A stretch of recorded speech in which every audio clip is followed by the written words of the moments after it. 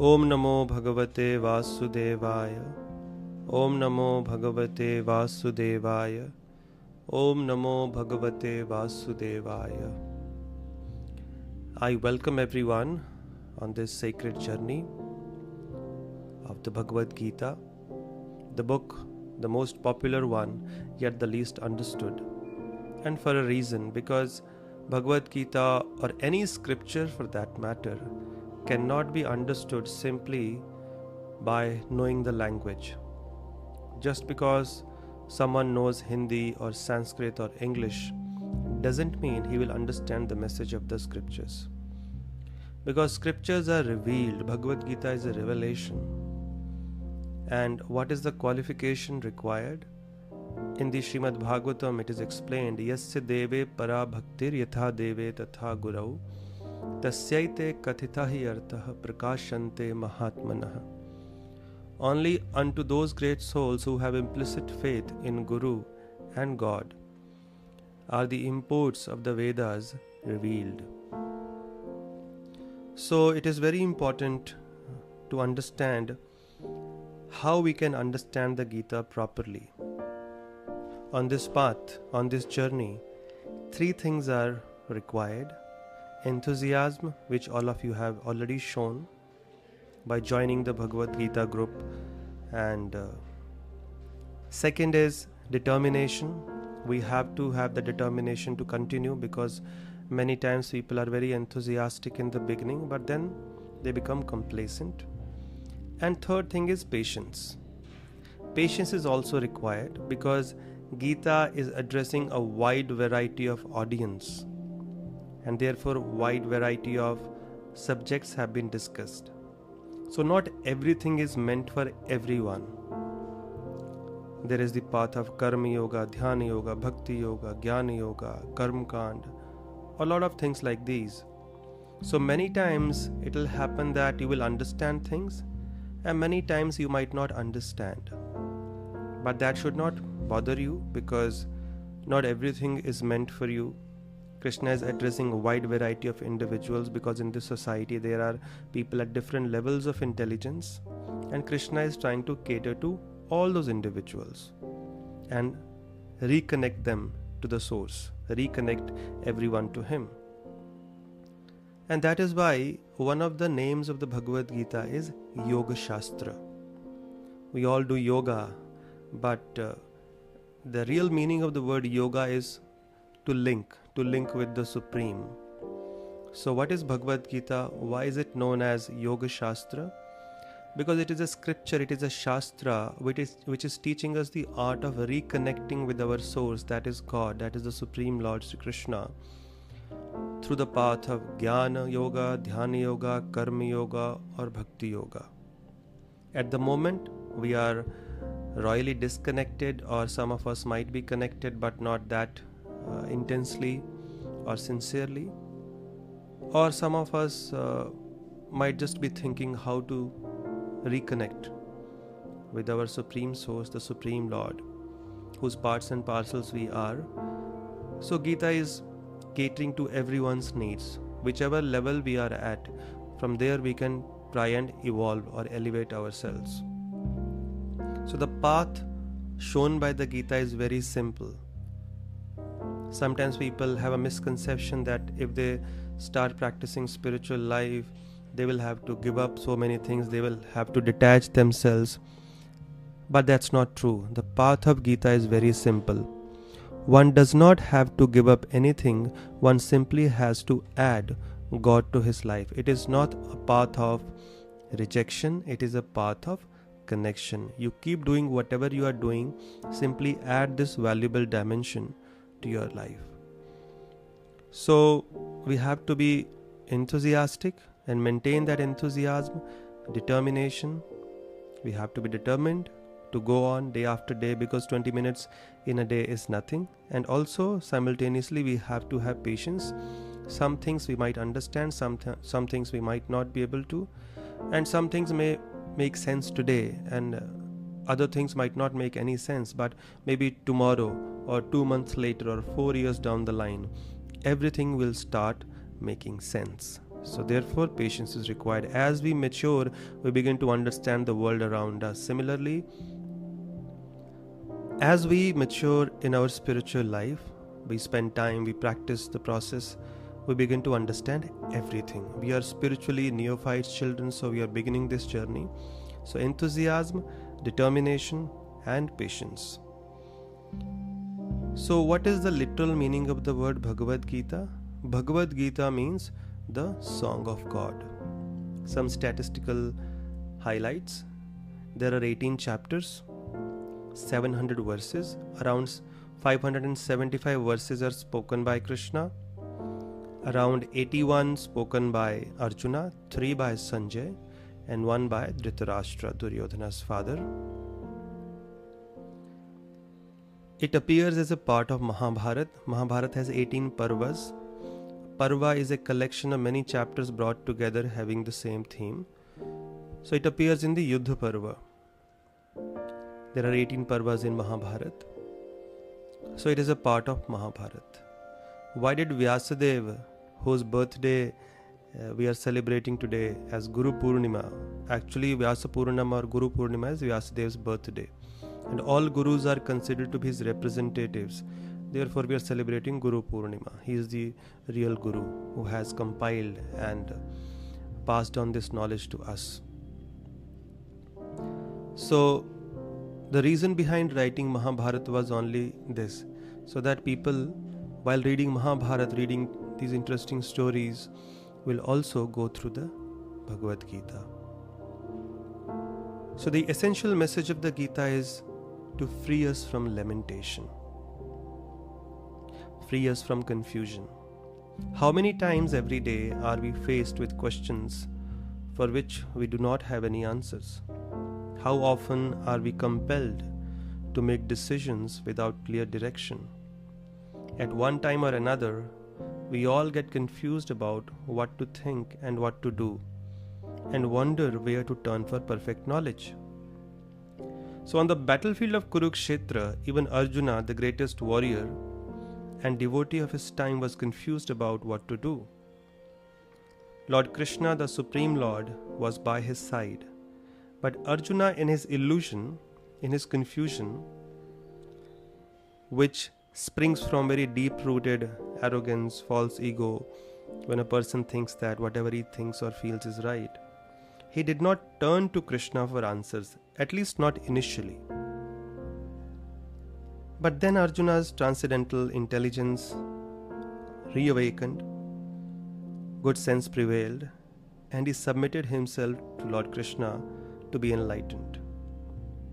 And Krishna reciprocated and answered all his questions. So what if God were available to answer all our questions, just as he was for Arjuna? What a relief, isn't it? What an incomparable boon that would be. Well, he is. The answers to the basic questions of life that Krishna gave to Arjuna are also available to us, all in the pages of the Bhagavad Gita. So Bhagavad Gita is God speaking to us directly. Arjuna was a highly elevated soul. He did not need to hear the Bhagavad Gita. He was so elevated, he was constantly associating with the Supreme Lord. But Krishna made him an instrument to manifest the Bhagavad Gita in this world for our welfare, for our benefit. Bhagavad Gita is known as the manual for humanity. Whenever we buy a gadget from the market, along with it also comes a manual.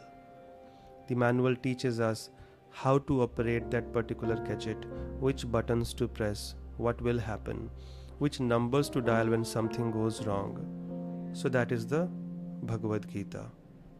So sooner or later, we also find ourselves at crossroads, totally confused, do not know what to do. We keep lamenting. Despite our best efforts, despite our best intentions, things go wrong in our life. And we don't know what to do. That's where Gita or Gita's knowledge comes to our rescue. Arjuna was confused, bewildered, And even though he was very knowledgeable, powerful, influential, still such a situation came into his life. And then he heard the message of the Gita and he became free from lamentation. So, Bhagavad Gita is a journey from confusion to clarity, from fear to fearlessness. What happens when we regularly hear the message of the Bhagavad Gita?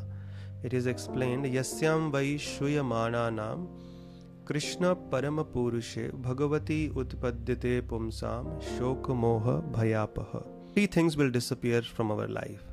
Shoka, lamentation for the past. Sometimes something wrong has happened in our life in the past and we are finding it very difficult to let go of it. And it is giving us so much pain, so that will disappear. At present, we might be very bewildered, under illusion, totally confused, don't know what to do. That bewilderment will go away because the right intelligence we will be blessed with by the regular hearing or study of the Gita. And that way our ability to discriminate, ability to take the right decisions in life will also get better. And fear or worry or anxiety about the future, that will also be taken care of simply by the regular hearing of the message of the Bhagavad Gita. So it is meant for us. And sometimes people think spirituality or things like Gita, Bhagwad, they are meant for the oldies or they are a retirement program. But we have to understand from the setting of the Bhagavad Gita, it is taking place in the battlefield. We'll come back to that. But it is being spoken to a young man who is a leader, powerful, wealthy, influential, educated, a family man.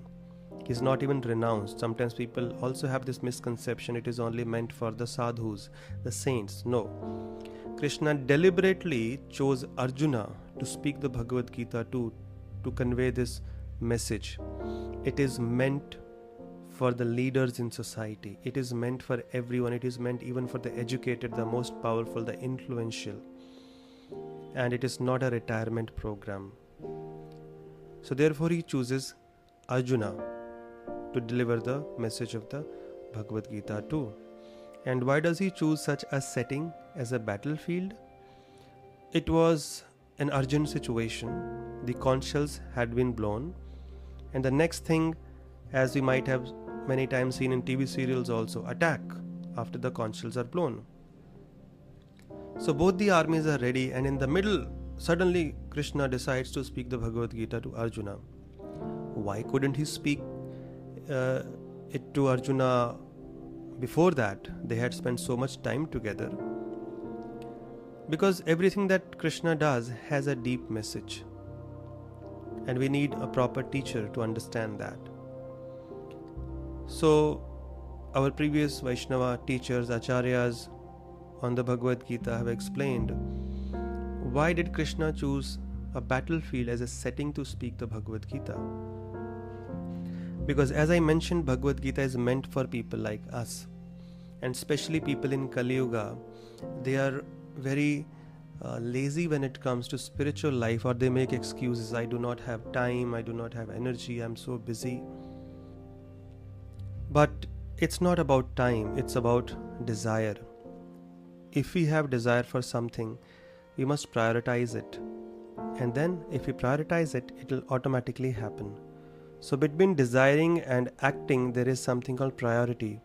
We have desire, but we are not able to put it into action because we are lacking that priority. So Krishna chooses the most crucial moment on the battlefield when both armies are ready with weapons in hand to speak the Bhagavad Gita, to convey a message, to drive home a point that however difficult, however urgent the situation might be, but still you should take time out to hear this divine message. And if you hear this just like Arjuna did, you will come out of your confusion. All the answers will come to you. When I was studying in college, I used to read the Bhagavad Gita every day when I came in touch with the process. And my realization after I completed the study of the Bhagavad Gita had answers to all my questions. Minutest questions, the most intricate questions were answered through the Bhagavad Gita. So it's an essential science The science of yoga, Krishna addresses it as, and it is not something new. In the 4th chapter of the Bhagavad Gita, Krishna has explained the history of the Bhagavad Gita. It had been existing in human history since the beginning of Treta Yoga, but he says in due course of time, this knowledge was lost due to the effect of time, Kala, and now Arjuna, I am reviving it through you. So Arjuna was made the instrument to manifest this divine knowledge in this world. However, it is an eternal knowledge. Many people before Arjuna had also received this knowledge directly, not directly, sometimes directly, and sometimes through those whom Krishna had instructed. That's how this knowledge comes down to us, through Guru Shishya Parampara, or the chain of disciplic succession. So, why should we hear the Bhagavad Gita? 2 more points. For enlightenment and purification of the heart. Now, as I mentioned earlier, sometimes enlightenment might be there, sometimes we might not understand what we are discussing. But please know, the purification of the heart is certainly happening. Our heart is filled with 6 vices: lust, that is selfishness, anger, greed, pride, illusion, and envy. These are our 6 enemies sitting in our own hearts. And unless the heart gets purified of these, we won't be able to live a happy, satisfied, or peaceful life. And heart cannot be purified simply by going to some heart surgeon or open heart surgery. It only gets purified through regular hearing of scriptures like Bhagavad Gita, Bhagavatam, chanting the Lord's names regularly. These practices help us purify our hearts, and that way our internal environment becomes clean. So, enlightenment and purification of the heart. Every time we take time out to hear the message of the Bhagavad Gita, we know we are purifying our own hearts, and over a period of time we will always, all of us will experience that transformation if we are sincere and serious in this endeavor, on this journey. As Martin Luther King said, if you can't run, walk. If you can't walk, crawl, but keep moving. So 20 minutes in 24 hours is nothing. So I request everyone to take time out and hear it, as we share the audio with you every day, this podcast, and you can share it with as many as you want. More and more people can receive the benefit, and we hope that as we walk together on this journey, it will be a very, very blissful one. So before we begin the Bhagavad Gita, there is a custom that we must recite the Gita Mahatmya. What is Mahatmya? The glory of the Bhagavad Gita. Like all of us want to know what is in it for me. I have mentioned purification, enlightenment, but Gita Mahatmya section from Padma Purana has 7 verses which further describes what happens when we listen to the message of the Bhagavad Gita. And just like when we approach a great personality, and if we glorify him, the person becomes pleased, and then chances of getting what we want are greater. So scriptures also understand our mentality, because everyone wants to know what is in it for me. So they have given these verses in various scriptures, and this is from Padma Purana, Gita Mahatmya section. What happens when we listen to the message of the Bhagavad Gita? Because when we know why we are doing what we are doing, what are we going to get if this question is answered, then we are more inspired. So I'm going to recite these verses and also read the meaning, and if there is some explanation required, I'll try and do that. Otherwise, these are self-explanatory. Text 1 from the Gita Mahatmya. Gita Dhyana Shilasya Pranayama Parasya Cha Naiva Santi Hi Papani Purva Janma Kritani Cha. If one reads or hears Bhagavad Gita very sincerely and with all seriousness, then by the grace of the Lord, the reactions of his past misdeeds will not act upon him. Knowingly, unknowingly, in this lifetime or previous lifetimes, we might have committed mistakes, misdeeds, which become the root cause of all the distress that we have to face in this life. But if we regularly hear the Bhagavad Gita, the reactions to those mistakes will not act upon us. That way, we'll be able to lead a happy and peaceful life. By the blessings of the Bhagavad Gita, the reactions to past sins are destroyed. Text 2. Sarva dharman parityajya mamekam sharanam vraja aham tvam sarva papebhyo mokshayishyami ma shuchah. Krishna is saying, abandon all varieties of religion and just surrender unto me. I shall deliver you from all sinful reactions. Do not fear. Again, Krishna is reassuring. Thus the Lord takes all responsibility for one who surrenders unto him, and he indemnifies such a person against all reactions of sins. Any distress that we go through in life, even a moment's distress, it is due to past karma. All that will be taken care of if we simply take shelter of the Bhagavad Gita. Text 3. Mala niramochanam pumsam jalasnanam dine dine sakrit gitamrita snanam samsara malanashanam. One may cleanse himself daily by taking a bath in water, but if one takes a bath even once in the sacred Ganges water of Bhagavad Gita, for him the dirt of material life is altogether vanquished. Like when we move around this world, we take bath twice, thrice a day because we know even without noticing so much dirt gets accumulated on our bodies. So we are working so hard to cleanse ourselves externally, but what about the internal cleanliness? So Gita does that. Internally, our hearts are infested with the layers of dirt called lust, envy, anger, greed, pride, illusion. All that will be destroyed by regularly listening to the message of the Bhagavad Gita. Text 4. Gita sugita kartavya kimanyeh shastra vistarehe ya swayam padmanabhasya mukha padmad vinisrita. Because Bhagavad Gita is spoken by the Supreme Lord, one need not read any other Vedic literature. One need only attentively and regularly hear and read Bhagavad Gita. In the present age, people are so absorbed in mundane activities that it is not possible for them to read all the Vedic literatures. But this is not necessary. This one book, Bhagavad Gita, will suffice, because it is the essence of all Vedic literatures, and especially because it is spoken by the Supreme Lord Himself. Text 5. Bharatamrita sarvasvam Vishnu Vaktrad Vinisritam Gita Gangodakam Pitva Punarjanmana Vidyate. One who drinks the water of the Ganges attains salvation. So what to speak of one who drinks the nectar of the Bhagavad Gita? Bhagavad Gita is the essential nectar of the Mahabharata, and it is spoken by Lord Krishna himself, the original Vishnu. Text 6.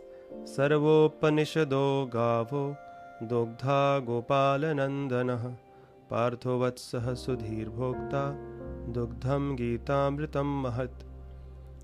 This Gita Upanishad, Bhagavad Gita, the essence of all the Upanishads is just like a cow, and Lord Krishna, who is famous as a cowherd boy, is milking this cow.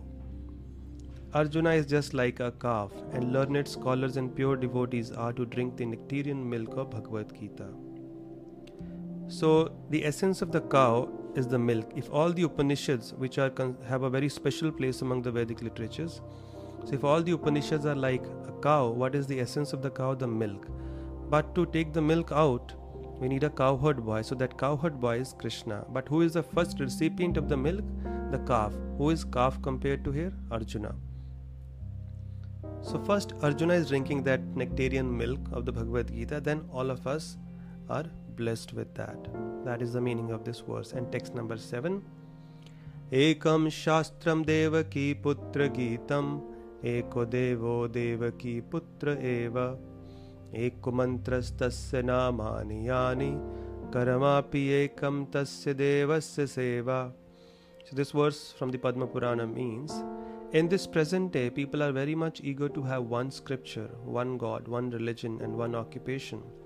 Therefore, ekam shastram devaki putra gitam. Let there be one scripture only, one common scripture for the whole world, Bhagavad Gita. Bhagavad Gita is not a sectarian book. It is a book of choices. It is not a book of impositions. Various choices are given in the Bhagavad Gita, and it's up to us what we want to choose and accordingly derive the benefit. Like Krishna speaks the entire Bhagavad Gita, in the end he tells Arjuna, I have spoken to you so many things, now you choose, do as you like. So the same thing with us also. When we go through the Bhagavad Gita, there will be so many options available. Krishna will talk about the least, the best, the middle one. It's up to us to choose, and whatever we choose, accordingly will get rewarded or punished, because we are held responsible for the choices that we make. Whatever we are today is the result of choices made in the past, and whatever we will be in future will depend on the choices we make today. So Gita is simply teaching us how to make the best choices. Eko devo devaki putra eva. Let there be one God for the whole world, that is Devaki Putra. Who is that? Krishna. Eko mantras tasya namani. Let there be one mantra. Which mantra? The one consisting of his names. Like we have the Maha Mantra, Hare Krishna, Krishna Krishna, Hare Hare, Hare Ram, Ram Ram, Hare Hare. It is only talking about his names. And Karmapi ekam tasya devasya seva. Let there be one occupation, one work only, and that is service to the Supreme Lord. So that's how this Gita Mahatmya ends. And from tomorrow we begin the first chapter, and it is extremely interesting. Every chapter gets deeper as we go through the Bhagavad Gita. A lot of things we shall learn, but remember 3 things: enthusiasm, determination, and patience. So see you tomorrow. Hare Krishna.